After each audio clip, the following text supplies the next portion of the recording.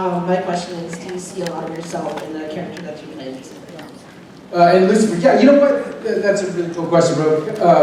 Because I think a lot of us actors try to find something in ourselves in every character we play because there's a sense of honesty to it. Yeah, so I relate to almost every character in some, even if they're a horrible person, I find something about them that's not horrible to lead with. So yeah, you know, I love the fact that he, and I've talked about this before, that he was a co-parent, and you know, doing the best that he can, that he was flawed, you know. So yeah, I try to find a similarity in most everything.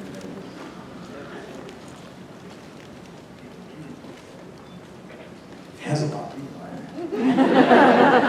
I'm nervous. Alright, hi, my name is Kevin. Look at you all leaning up against the wall in your perfect little light. She's like, hey, do you see that? Just got a question for you. Yeah, but this is kind of, you know, off the beaten track, but I've always wondered, whole career, how did you end up with the name Kevin? Oh, okay, so this is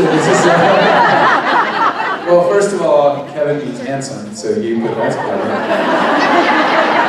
I'm kidding. So my mom had a best friend, and they both had a crush on the same guy whose name was Kevin in high school. And they promised each other that when they left, when they had their first son, they would both name him Kevin.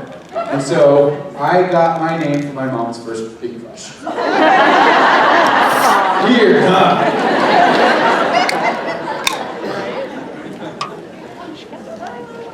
Hi Kevin, my name is Raina. Start again. Hi Kevin, my name is Raina. It's lovely to meet you. I have a three-part question. About how many pudding cups did you consume during the time? Did you get some flavor, and did you get sick of it by the end of the season? Okay.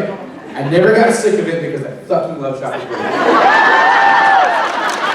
I mean, if you were to open my refrigerator right now, there would be a pile of chocolate pudding. Which I love it. And I probably did go through like probably 40 in a scene. But you guys literally got to witness my brain shut down.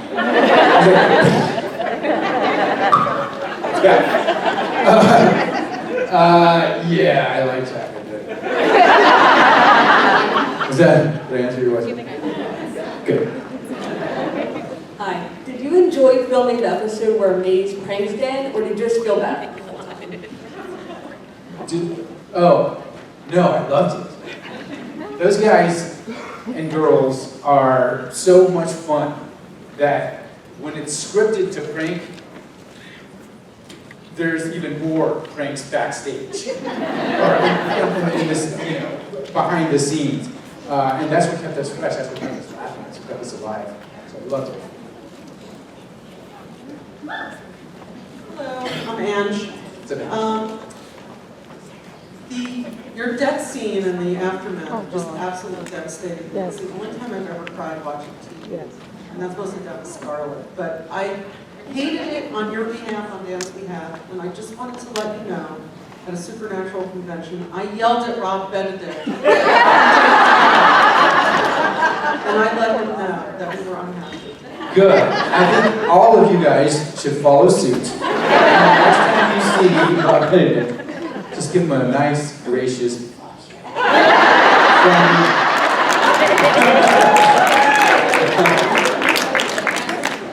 Hi, my name is Angela, and I'm from Hazlitt, and I wanted to ask you about your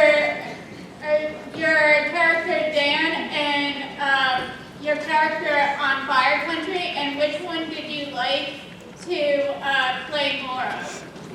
Ooh, that's a loaded question, woman.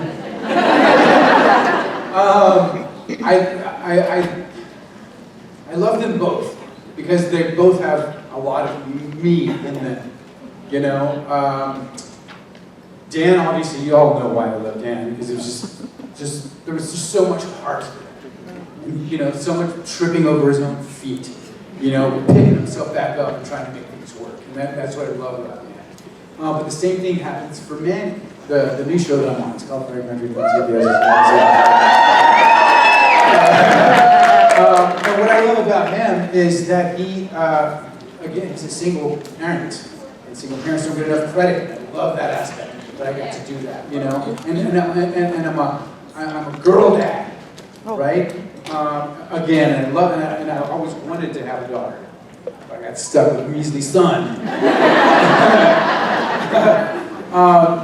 But, you know, even he's so flawed. And I think you cannot be human unless you're flawed. And you cannot grow unless you fail. And they both fail. But through this failure is growth. And I think it's such a human characteristic, which is why I love what I do. To let everyone know that it's okay to fall, that it's okay to fail, it's okay. It's okay. Good question. Thank you. Hi, I'm Zoe. I wanted to ask, how did you feel about Dan the Frog in the last season?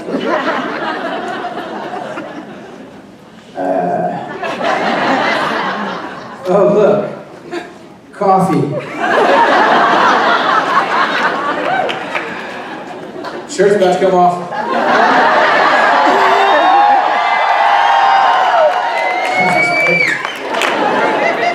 I thought it was great. You know what I love about that Dan being a frog? Is that Amy Garcia had to act with it. And to watch her be so serious and talk and have these scenes with a frog just made me chuckle. It's good. Thank you.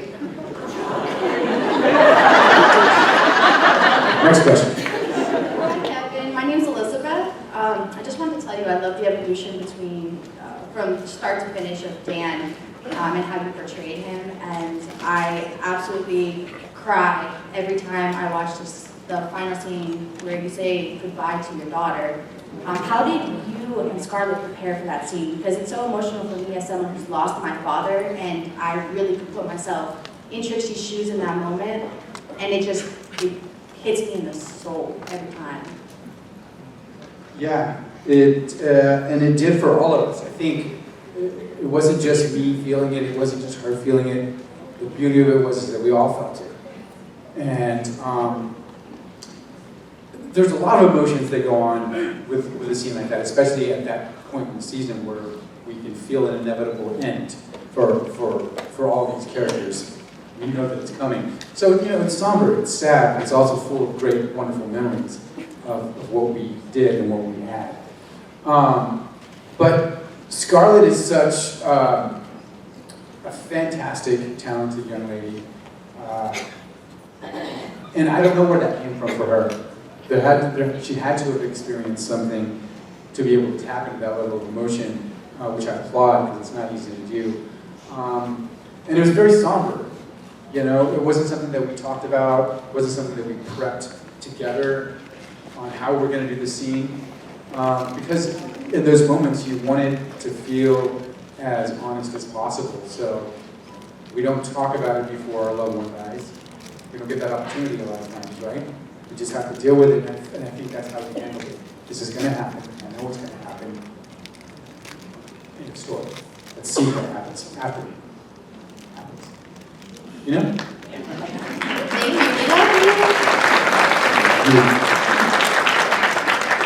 Hey, how you doing? How you doing? I'm alright. You know, sitting up here, talking to you people, doing my thing. My name is Charlie, and I got 2 questions. First question, if you had the chance and if it was possible for the opportunity, would you do a series, if Kurt Sutter came to you, would you do a series as Alvarez's son's upbringing in Sons of Anarchy? Yeah. Enough said. Yeah, because there's a badass, dude. Everything he touches is rock and roll gold. I'd love to be part of that family. And the second question is, this show, Sons of Anarchy, everything you've done in Lucifer, they've inspired me to be an actor and writer, voice acting specifically, and I'm almost done with school for that actually. And the question is, what advice would you give to rising actors or people in acting school to actually, either get confidence or to not give up on themselves? Just that. Never give up on yourself. Know that if you do the work and you surround yourself with people who want you to succeed and want you to do well in life, that it's going to come to you if you don't give up. Hollywood, specifically, I believe is designed to make people go home. They call it the place where dreams come true. Dreams don't come true for everyone because you quit too early, or you go home, or life happens, you know what I mean? So, in my opinion, it's the ones who continue to move forward, who fall and fall and fall and fall for that one yes, who get it. You know? And more importantly, have fun while you're doing it. Find the fun and never lose it. Because the moment it's not fun, you gotta move on. You know what I mean? Yeah. Thank you so much. Absolutely. Keep doing it. Congratulations. I hope you move as high as you want to go. Hi, I'm Mary. I want to know, do you regret asking to be killed off in season 5 and enjoy playing the ghost in season 6? Originally, I regretted asking, saying, hey, I think it'd be a good idea to kill Dan since this is the last season. It wasn't. But it opened the door to a whole new, interesting sort of way for him to be an entity in that world again. And I loved what they did. I liked the story. I liked where it went. And I liked the opportunity of speaking to my daughter through someone else's body. You know, like, for the final moment. Just know that your dad thinks you're the best thing ever made. You know? And I think it was cool. I mean, I don't think we would have loved it as much if Dan didn't die and come back and have that. Wrap it up.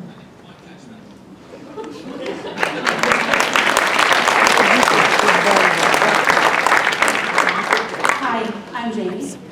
And I had a question, it's kind of a technical question. At the end of season 4, there's a dance number, and Dan was running across the room, and Lucifer picks him up like Dirty Dancing style. His sister, he really put you over his head.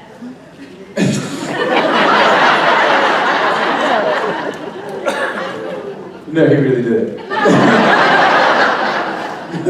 No.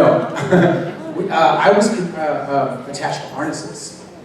So this whole like body thing that they had to green screen out, they had to paint out. But yeah, as soon as I run, there's another dude. It's like a balance system, right? So I'm attached, and I have this thing. I have all these wires coming out of the back, and there's another dude off on a ladder who weighs just a little bit more than I do. And so when I run, he jumps off the ladder and like pulls the rope down so that I can come up to my.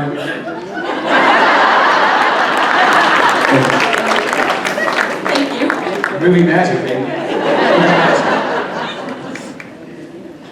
Hi, Kevin. What's up? I'm Nithya. In the whole series, my favorite scene, funniest scene is when you meet God. Like, the best and it cracks me Because up. my head blew up? It's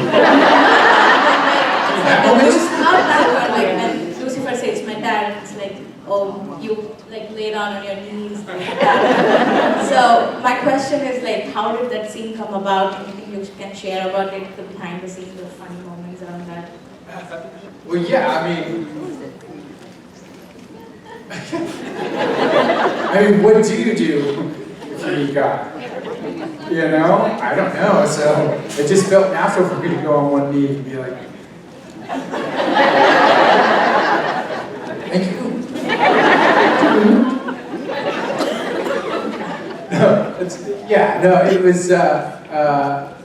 It was just one of those things that happened. You know, I think they scripted part of that, and then, you know, what I love about being on this show is like they're open to ideas, right? So, and everyone gets to, oh, this would be funny. Lauren is really good at that. You know what would be funny? Here's if you did this. Oh, that's a good idea. I'm going to do that and say it was my idea. Damn, I'm a genius. Cool question. But yeah, it was partly scripted and partly me just like being a bumbling idiot. Like right now. Amazing, thank you.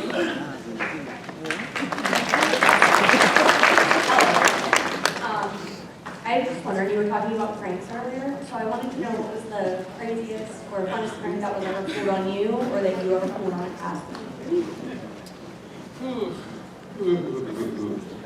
I just talked about this earlier.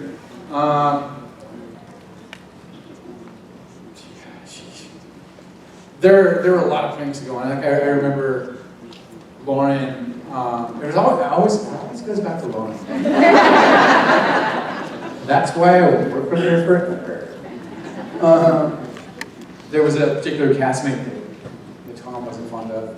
Did you guys hear the story? No. And she loaded up his trailer. After the guy rapped, she loaded up his trailer with like balloons and stuff like that, and giant cardboard cutouts of him with his trailer to say, "Remember this one?" And I had this like, you guys should close your ears if you're bored with the story already, but I'm very particular about my bicycle. We were a big bicycle gang on Lucifer, and I had this one that was just cool. And Lauren stole it. And it made me think that it was really stolen, and filmed me from her window. Like, literally being like, "What the fuck? And then like 35 minutes later, she was like, "Hi, I got your bag." There's a bunch of other stuff. Hi Kevin, David from New Jersey. So the prank episode, you said, there was more pranks going on last. When you all found out about the prank episode, you sat down everybody and read the script and understood what was going to happen. What was the reaction across the cast, and including yourself, about that episode and how it was going to play out and what you felt about it? Yeah, man, it was outright laughter. Everyone was like, "Oh my gosh, this is perfect. It's perfect." It was big. It was a challenge though. It was huge. And I think we had the perfect director for it too. He had a very specific idea on how to shoot it and how to lens it up and how it was going to be colored. But we all knew it was going to be difficult to shoot because it was so giant. But we are all open to having as much fun as possible, and that's all it was. It was how much fun and how much of an idiot can I make Kevin? And we succeeded because I looked like donuts. Cool, thank you. So I have a very important question. Did your mom's friend also name her kid Kevin? Sure did. Sure did. There's two of us out there named after our mom's crush. It's a beautiful thing. That's the name of my next movie. My Mom's Crush.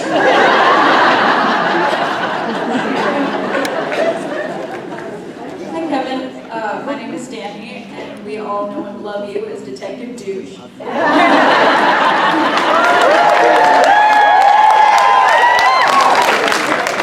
that hadn't been the nickname chosen for Lucifer to call you, what other nicknames do you have? Detective Handsome. Easy on the eyes.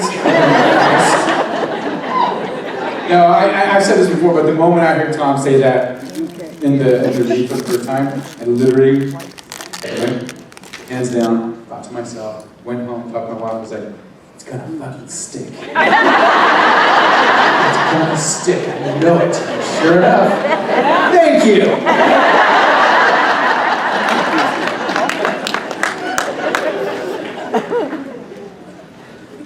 Hi, my name is Elisa.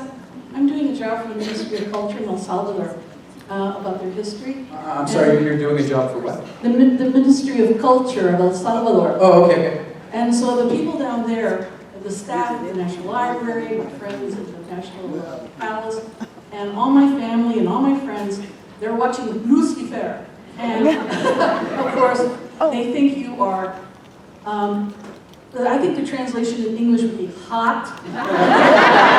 Because I'm a firefighter. But the question they wanted me to ask since I was coming is that they noticed that when Lucifer, the episode where he gets shot in the leg, there's a Monaco truck. Monacos are Salvadoranians, right? And then there's one episode where the victims and the murderers are also from El Salvador, remember?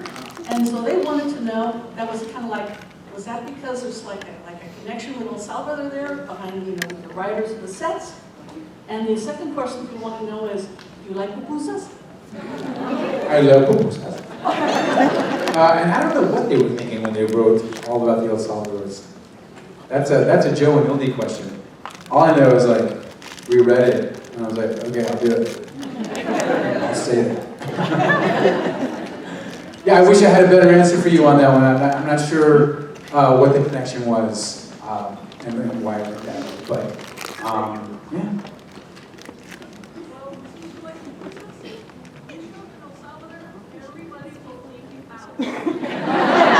I'm on it.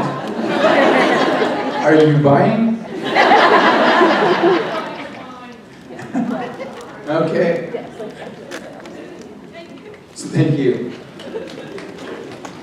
Hi, I'm Betty from Long Island. Love the show, love you on it. I loved all the musical numbers. Have you done any singing before, singing on Lucifer? And would you guys do a Broadway musical, please? Okay, remember how you guys sang Lucifer? That's the way it is to do a Broadway show. Start it now. Yeah, I do it. Yeah, I come from the theater. That's my first love. And I've done a lot of theater. I've done a handful of musicals, but I was never like a top talent when it came to the music. There's some amazing musical artists out there. I was usually part of the background or townsperson or, that kind of thing. But I just love the grand spectacle of it all. But that was my first opportunity to really highlight whatever little voice I do have, but also go into a studio and figure out how that whole thing works. It was an extraordinary experience, and I would love it for someone to let me do that again. Kevin, I'm Sarah. Thanks for being here. I was wondering about the Lucifer dynamic, which I think might be some great favorite relationships on the show. So two things. Did you have that rapport with Tom right from the beginning? And two, what is the favorite Lucifer scene that you shot? I really loved the bracelet rose aspect of it all. It really connected us in a different way. And when I jumped onto the show, as you all know, someone else was playing the role that I was playing now. And so when I stepped in, everyone had already become friends. They'd already gone through the pilot together, had that experience. And, so I was the new guy, so it took a minute for us to, in any situation when we meet new people, you're a little standoffish or you're super extroverted. I happen to be a little more standoffish in the beginning and more observant to see how much I can get away with.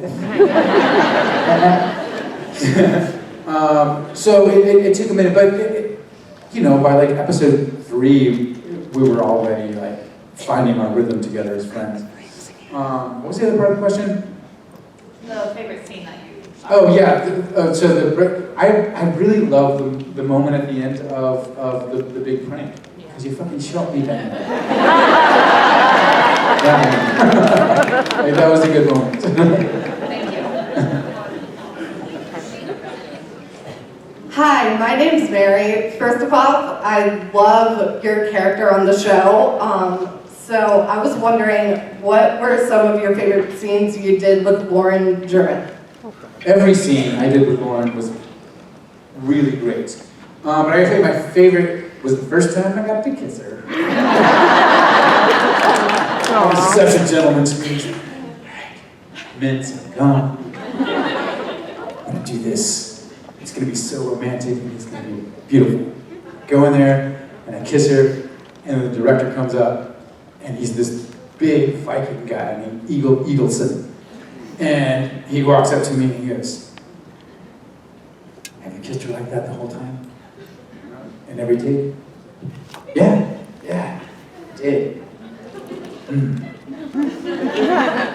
That's the way a woman kisses.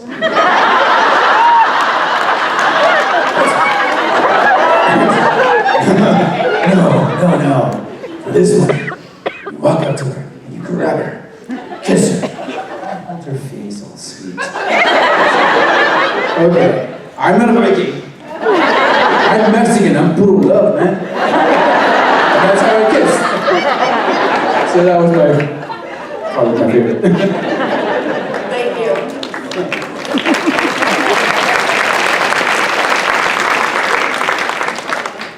I'm Amanda, and my question is, did you get any good at ping pong? I did actually. I did. Yeah, I'll challenge anybody. I did. I love ping pong. I loved it before that too. But yeah, there was a great moment where the director had this idea of watching me do, lift the ping pong table up halfway so that I'm playing with myself, hitting the wall, and he put a big plexiglass, and they put the camera behind that, and so I just got really good at hitting one night.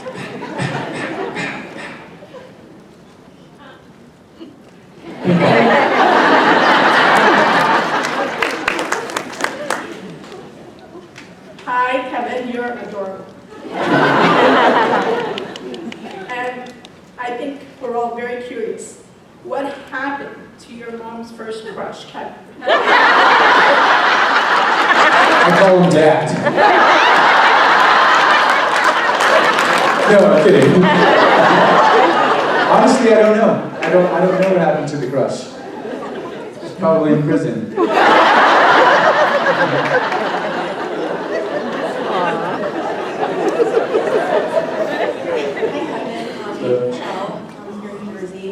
What's your name? Michelle. Michelle, nice to meet you. First of all, love you, Detective Douche. Thank you.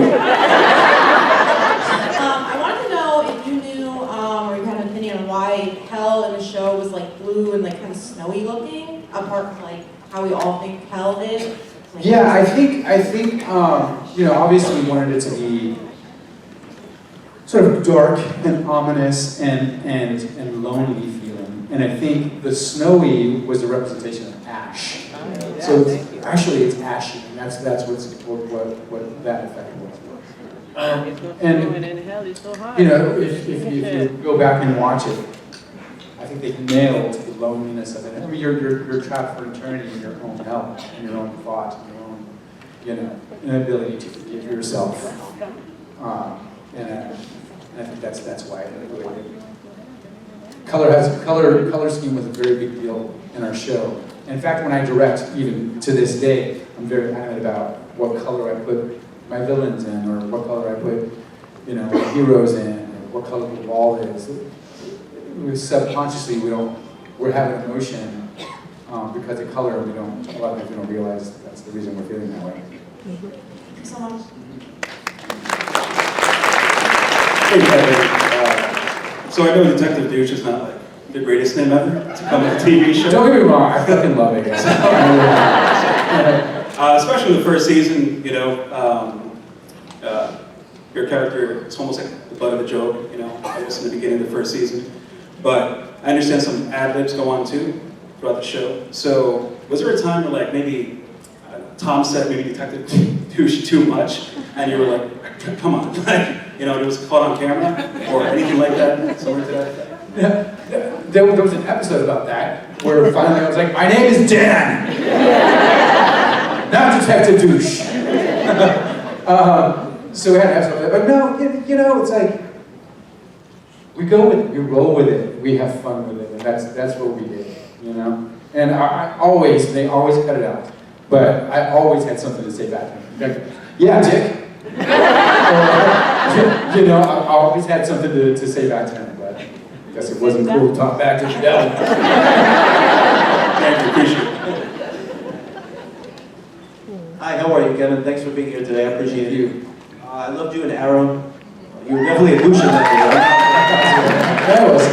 I just wanted to know about your experience and I guess some of your moments from working on the True Blood cast. You want to know about my experience working on True Blood? Yeah. It was a great experience too. That was a really hard show too. But it was big. There were like 20-something series regulars. And everyone was a different species. You had witches and wolves and vampires. So we didn't get to all communicate or do a bunch of scenes together like we did with Lucifer. We're together every day, right? So everything was split up. So the times that we would all be together would be at the table read. So that's when we got to be together as a whole cast. But it was difficult sometimes because you have to live like a vampire. You have to shoot like a vampire, so the hours are reversed. You're going from dusk till sunrise, as opposed to the opposite. And challenging up in the mountains and cold, but at the end of the day, it was so entertaining. And I got to tell you, aside from our Lucifer fans, that group of fans is so loyal. Even to this day, that makes me love it even more. I still have people come up to me and recognize me from that or appreciating what we did on that show. It's beautiful. Yes. Thanks, Kevin. Sorry for starting with Detective Douche. My next You did it, Tom did it. True. My next question is, what other actor would you like to see guest star on the show? What other actor on Lucifer would I like to see guest star on my new show? Is that No, like what other actor, like in general, would you like to see a guest star on Lucifer? Oh, got you. Anthony Hopkins. And only because I think he's amazing. Yeah. And hopefully one day I'll get to act with him. I agree, he's awesome.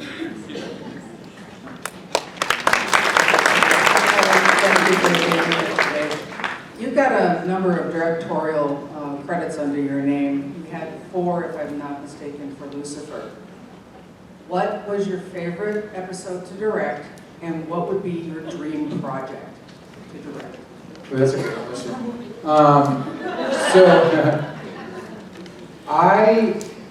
I have a real love for all the episodes that I got to direct on Lucifer, because that sort of, for lack of better words, cut my teeth as a director on that show with a group of people that knew that I could do it probably more than I thought I could do it. You know what I mean? And they had my back, and I really developed my confidence as a director on that show. And I've got to say that I love all my directing experiences, but I think I just talked about this earlier too with people in the room, is I had the opportunity to go off and direct Catherine Zeta-Jones and all these young, new up-and-coming actors on National Treasure. And I gotta say that was my first time to direct outside of a company of players that I didn't know, right? So it was nerve-wracking, it was exciting, and to direct somebody like her at that level was slightly intimidating. But those are all things that we go through. Like, and I thought at the end of the day, you got to check it at the door and do your job, which I thought I did. Actually, I know I did. But it turned out to be a really great episode. So I think that one right there has directing on my new show is also a beautiful experience, because I've never directed anything handheld like that. Like, our show is predominantly a handheld kind of show. It's fast, it's moving, it's giant action. So that's a challenge. But I think National Treasure is because it was new, and it was like walking onto the stage for the first time. Shaking the nerves at the door and pretending you know what you're doing. And I loved it. And I hope to continue to grow in that aspect and direct more of my new show and direct outside of that. Thank you. Thank you.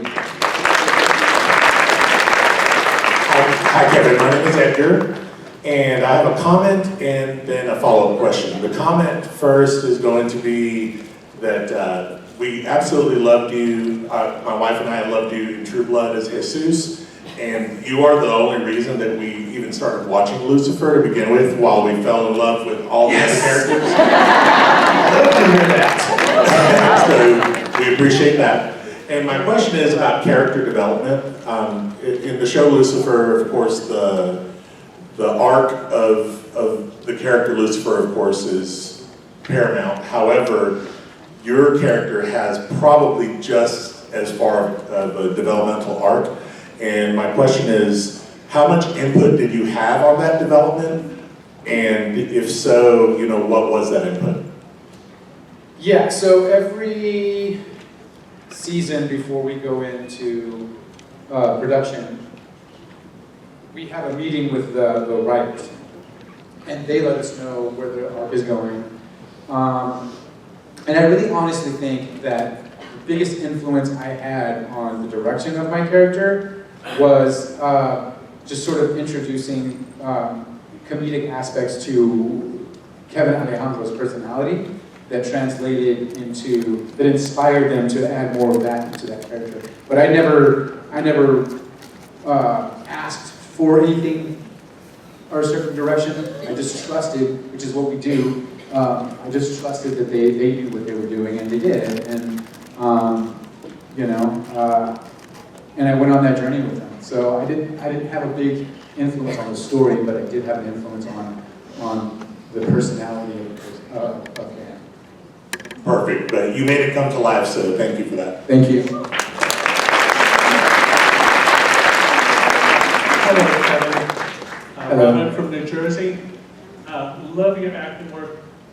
Question I have is, between Once Upon a Time, the episode, the bonus episode, and the ending in season 6, which one did you like better with how you dealt with Charlotte and you, either on the road, going to Las Vegas with all of Lucifer's money, or actually being up in heaven and enjoying yourselves for all eternity? What do you think I'm going to say?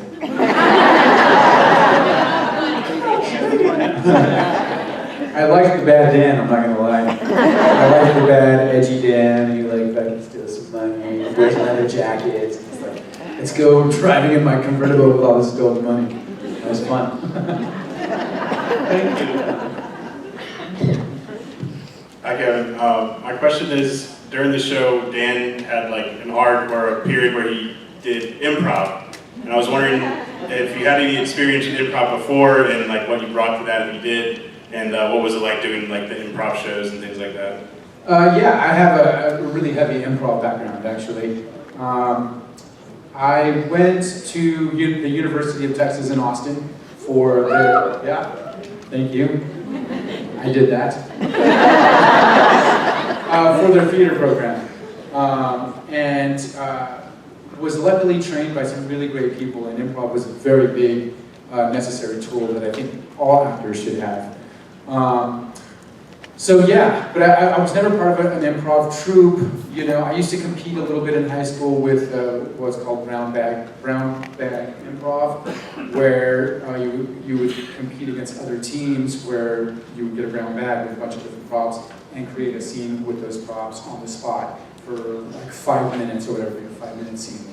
You know, luckily, like that sort of started my improv love, and like I said, it was a competitive thing, so we got to go to like district and area and regional and state competitions, compete against other kids in the world. So I got lucky to be able to do that.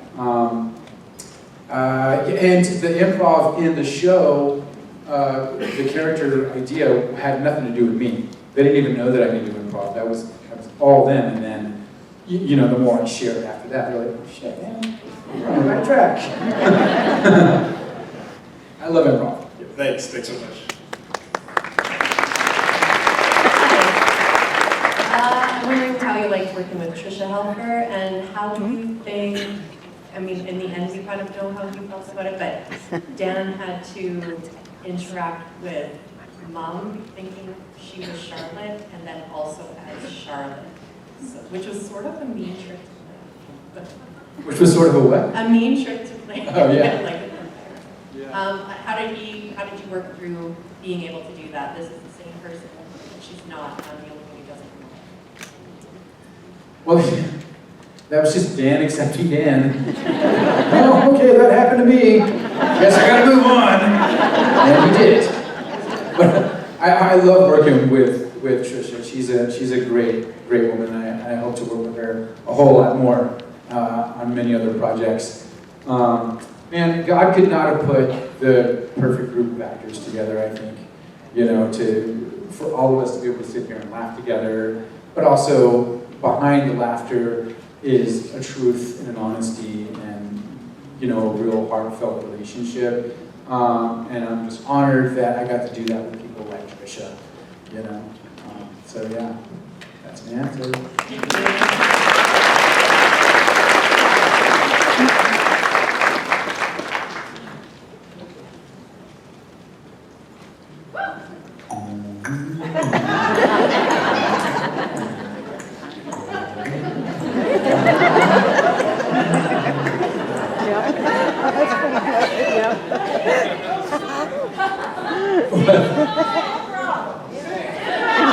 Did you say take off my improv? Now we're going somewhere. Call Mom and ask her what happened to Kevin.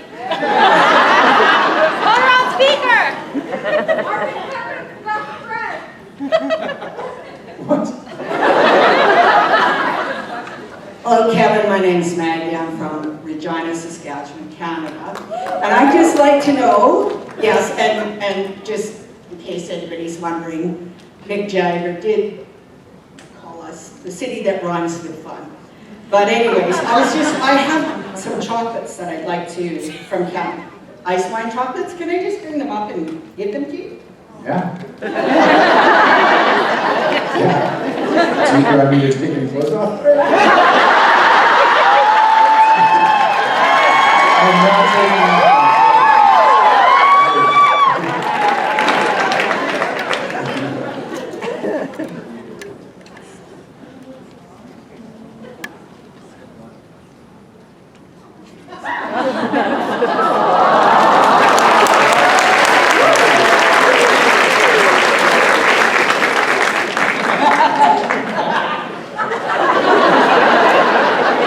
We had a moment. Wish you were there.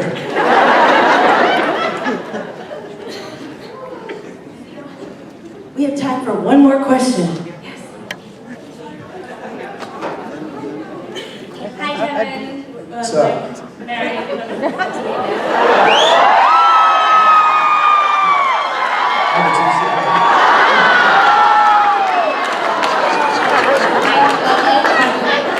Fire Country. Thank you. Please tell me that we're going to be seeing more of Manny in the later episodes. Absolutely. So we have a new episode coming out this Friday. In case you guys don't know, it's on CBS. It is one of the #1 shows on CBS.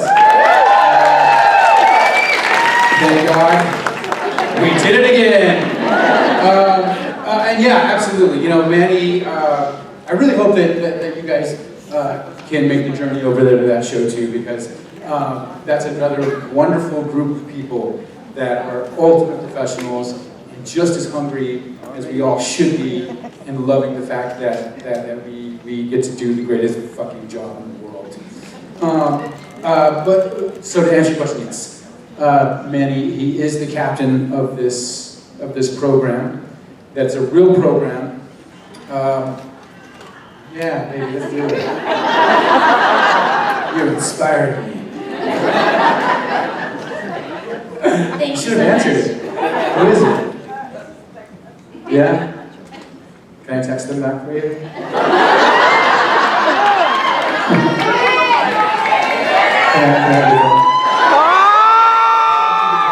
her husband.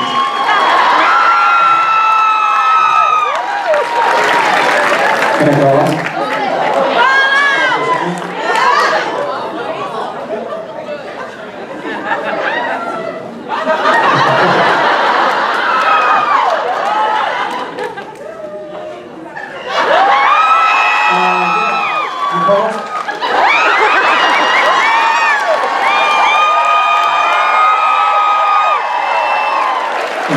He is not smiling. He's looking mad at me right now. I'm sorry, my name's Kevin. What was that? I said, it's all right, what's up? Oh, you know, just having fun with your wife. People out here. They're watching. We're right in the middle of the comment. Wish you were here. Where are you? Taking care of the monkeys. You know, African bobcats. Shit. This guy has the greatest job in the world. So, and the grandbaby as well. Well, hey, I just had to put your wife on the spot because her phone rang right in the middle of the white thing. She'll call you right back.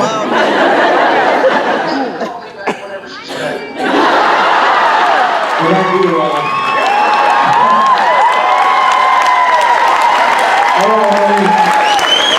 talk soon. Thank you for that.